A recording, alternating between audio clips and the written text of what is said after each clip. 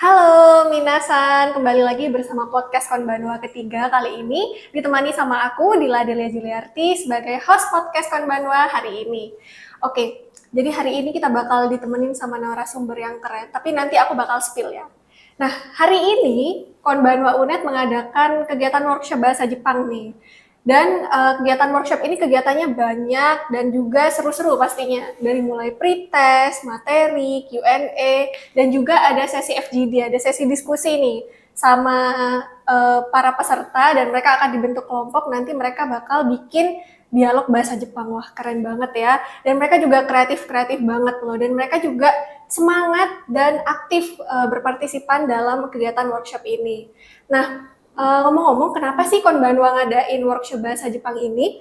Nah, jadi seperti yang kita ketahui ya, semakin berkembangnya zaman di era globalisasi ini, kemampuan untuk memahami bahasa asing itu sangat dibutuhkan ya. Dan juga ada beberapa beasiswa luar negeri, terus juga ada beberapa kesempatan untuk lowongan pekerjaan, terutama di Jepang gitu. Nah, menurut riset juga ada sekitar 20 hingga 30% dari 820.000 lowongan pekerjaan dalam kurun waktu 2024 hingga 2029. Wow, ini jumlah yang lumayan banyak ya. Nah, tentunya kegiatan workshop hari ini itu dipandu oleh pemateri kita yang sangat luar biasa yang sekaligus menjadi narasumber kita hari ini, yaitu Bapak Edi Haryadi sebagai dosen di Fakultas Ilmu Budaya Universitas Jember. Bagaimana Bapak hari ini kabarnya? Baik. Ya, alhamdulillah ya Pak. Selalu ditemani sama Mas Galang. Bagaimana Mas Galang kabarnya? Alhamdulillah. Baik, mungkin karena di Universitas Jember sendiri ini belum mempunyai jurusan bahasa Jepang ya Pak. Dan antusias teman-teman juga tentang workshop ini juga lumayan banyak gitu karena mereka mungkin bisa dibilang workshop bahasa Jepang ini baru ya untuk diadakan di Universitas Jember. Kira-kira kalau misalnya teman-teman tertarik untuk belajar bahasa Jepang itu diarahkannya kemana ya Pak? Kalau misalnya mereka mahasiswa Universitas Jember? Di UPA Bahasa ada. Oh, di UPA Bahasa ada kelas bahasa Jepang. Oh, iya. Kebetulan saya juga mengajar di situ. Oh, baik. Kira-kira pembukaan pendaftarannya itu dimulai dari bulan apa sampai bulan apa ya Pak? Setiap semester ada. Oh, tiap semester ada. Oke. Nah, melihat antusias dari teman-teman workshop hari ini, kira-kira kesan dan pesan Bapak menjadi pemateri acara workshop hari ini gimana Pak? Ya, ini inline dengan apa yang sudah di publish kemarin. Saya diberitahu dari jurnal Mejurazi gitu di Untak Surabaya bahwa artikel saya terbit gitu ya, tentang tren budaya Jepang, Jepangan di Jember gitu ya. Artinya komunitas-komunitas terkait hobi Jepangan, termasuk teman-teman ini Wibu UNED yang kemudian membuat komunitas yang bernama Konbanwa UNED dan menyelenggarakan acara terkait dengan budaya dan bahasa Jepang gitu. Itu inline dengan tren yang ada di internet, di media sosial, bahwa ada peningkatan minat terhadap Jepang meningkat lagi setelah kemarin menurun gitu ya. Ada K-pop, ada serbuan Hallyu gitu ya. Kemudian ada budaya Cina gitu, ada meningkatnya ekonomi Cina. Nah, kemudian saya melihat ada kebutuhan Jepang karena menurunnya tingkat angkatan kerja mereka gitu ya. Kemudian perusahaan-perusahaan membutuhkan pekerja termasuk dari Indonesia, ini membuka peluang. Tadi malam saya juga diundang oleh sebuah SMA, perwakilan dari SMA swasta untuk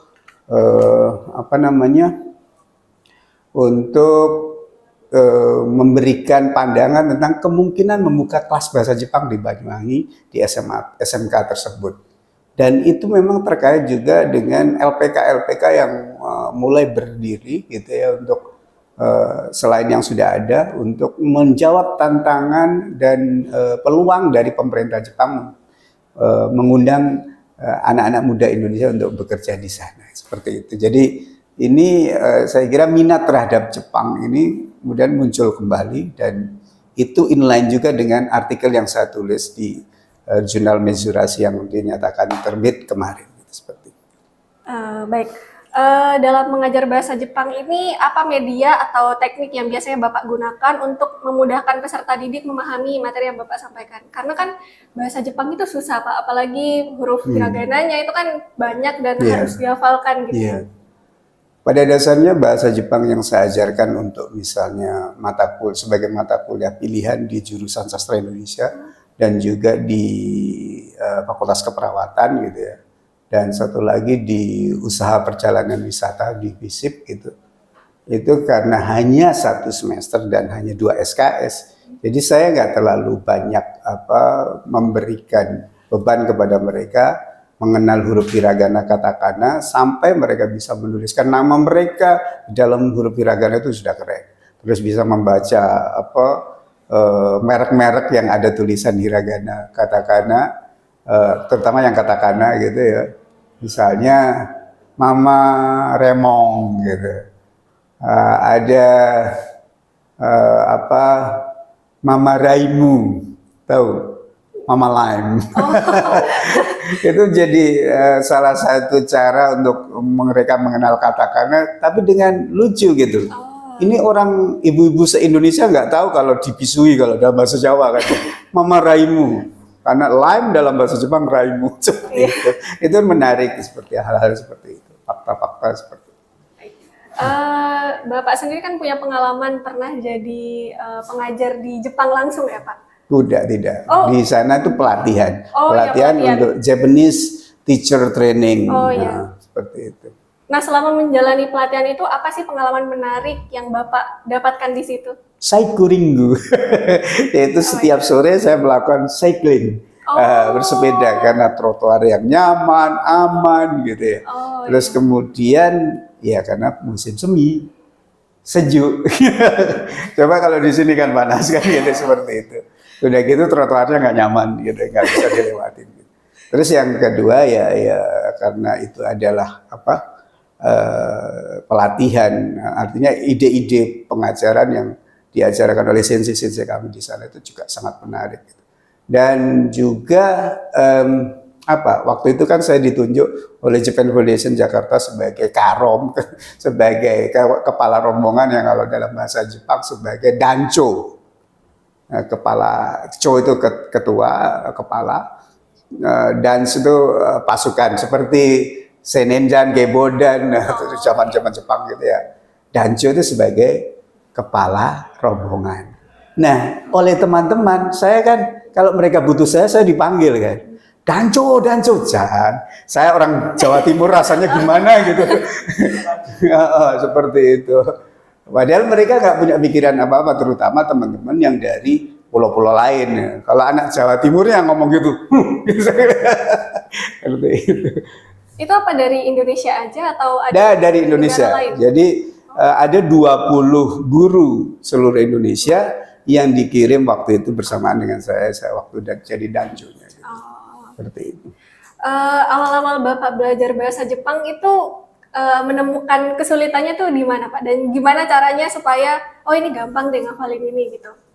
Iya, sebenarnya karena waktu kuliah di sastra Jepang UGM itu memang dari nol sama sekali gitu, dan ya mengalami kesulitan juga gitu, dan sempat lucu ini bahasa opo toh seperti itu, tapi ya sudah memang harus dijalani dan kemudian ya dipelajari gitu untuk menggunakan jembatan mengingat gitu seperti itu, dan yang paling sulit memang huruf kanji itu. Seperti itu. Ya, ini ngomongin tentang huruf kanji ini ada sekitar 40.000 huruf ya, Pak? Iya, kalau untuk bisa baca koran seperti itu.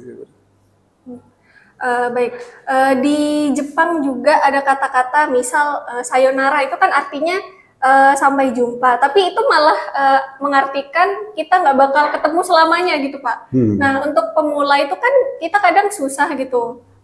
Karena kita taunya sayonara itu untuk kata sampai jumpa, padahal yang benar itu matane. Iya. Nah, itu gimana cara kita Mata asta gitu, kalau misalnya akan ketemu besok mata asta, cak mata gitu. Kalau matanya itu ya kolokvial ya, apa agak kasar, dekat dengan teman gitu ya, seperti itu. Nah, kalau sayonara itu kita kenal karena dari TK kita sudah diajari lagi Iya, itu. betul. Iya kan. Iya. Akhirnya ya waktu itu kan memang ya selamat tinggal, tidak ada pikiran akan ketemu lagi gitu aja gitu, sayonara gitu, seperti itu. Baik. Di Jepang sendiri itu kan ada 3 jenis huruf, ada kanji, katakana, dan hiragana juga. Nah, beda dari 3 jenis huruf ini apa, Pak? Ya, kalau sebenarnya kan kanji itu dari Cina ya, kanji dari dinasti Han gitu ya. Diserap di Cina, terutama ya penyebaran agama Buddha itu, kemudian bahasa Jepang itu berbeda dengan bahasa Cina gitu ya. Jadi ketika menuliskan bahasa Jepang kan terjadi permasalahan gitu ya. Ada bunyi-bunyi ini bagaimana dituliskan di dalam huruf kanji. Kalau kanji itu kan meaning gitu ya. Satu huruf kanji bisa satu arti gitu, seperti itu ya. Dan ada beberapa bentukan juga. Nah, kemudian tadi yang saya jelaskan karena bahasan tadi tentang hiragana, lahirlah kemudian hiragana yang merupakan kreativitas bangsa Jepang ketika sebenarnya perempuan karena tidak boleh menggunakan huruf kanji itu tadi. Karena kanji itu kan zaman dulu ya, zaman Heian itu masih patriarkal ya, atau zaman sebelumnya gitu. Itu bangsawan-bangsawan laki-laki saja yang mempelajari Kangaku, ilmu klasik Cina, kemudian Konfusianisme, kemudian juga ilmu agama Buddha gitu ya. Dan semuanya dituliskan dengan huruf kanji gitu. Nah, bagi perempuan bangsawan, mereka terus mempelajari apa? Lahirlah huruf hiragana yang berasal dari mangyogana, yaitu cara baca huruf kanji yang dituliskan di atas huruf kanji, yang kalau sekarang hiragana yang difungsikan sebagai furigana, itu seperti itu.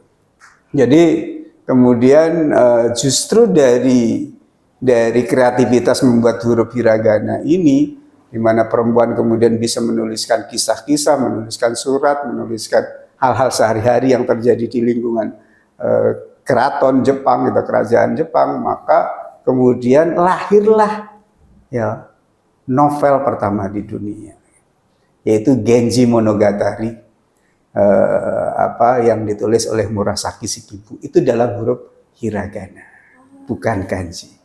Nah, jadi amat sangat penting ya, hiragana itu bisa menciptakan kemudian novel pertama di dunia. Kalau karya sastra pertama di dunia kan di era Mesopotamia dulu kan ya, ada epos Gilgamesh itu. Tapi itu berbentuk puisi, epos. Kalau yang ini adalah kisah berbentuk roman, berbentuk novel, seperti itu. Menarik dan panjang sekali sejarahnya tentang 3 huruf itu.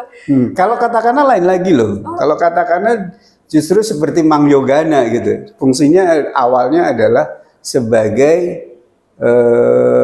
furigana. Sebagai furigana, cara baca kanji yang digunakan oleh laki-laki. Ya gitu ya. Kalau hiragana tadi untuk perempuan, katakana furigana yang digunakan oleh laki-laki gitu.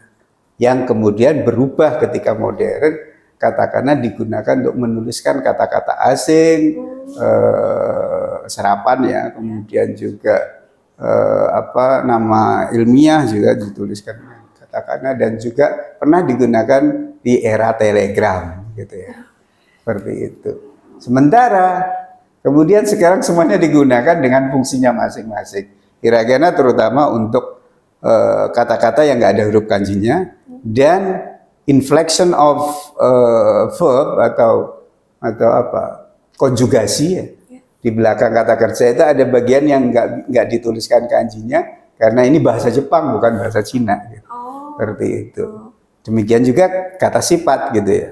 Seperti misalnya taberu gitu ya. Tanya yang ditulis kanji, berunya itu hiragana seperti itu. Atau kata sifat misalnya oki, o-nya ditulis kanji, kanji besar gitu. Ki-nya ditulis hiragana seperti itu. Baik, nih ngomong tentang workshop lagi ya Pak, sekaligus pertanyaan penutup. Kira-kira apa yang bisa menjadi saran atau masukan untuk workshop ini supaya bisa lebih meningkatkan benefit atau manfaat yang didapatkan oleh partisipan? Ya, karena workshop itu biasanya juga pesertanya kan diverse gitu ya. Kemampuan masing-masing berbeda. Jadi ya mau nggak mau memang ya kalau memungkinkan ada apa tes level gitu seperti itu. Kalau enggak ya namanya pengenalan ya umum aja gitu. Ya seperti tadi kira-kira peserta bisa menangkap lah ya seperti itu. Baik, terima kasih banyak Sama-sama. Bapak Edi dan Mas Galang yang sudah mengisi materi hari ini dan juga menjadi narasumber kita di podcast ketiga Konbanwa UNED. Nah, besar harapan kami workshop serta podcast bisa menjadi pemantik bagi kita semua untuk dapat mengembangkan lebih lanjut kemampuan tentang bahasa Jepang ini. Nah, teman-teman, see you di next podcast. Terima kasih banyak. Dadah!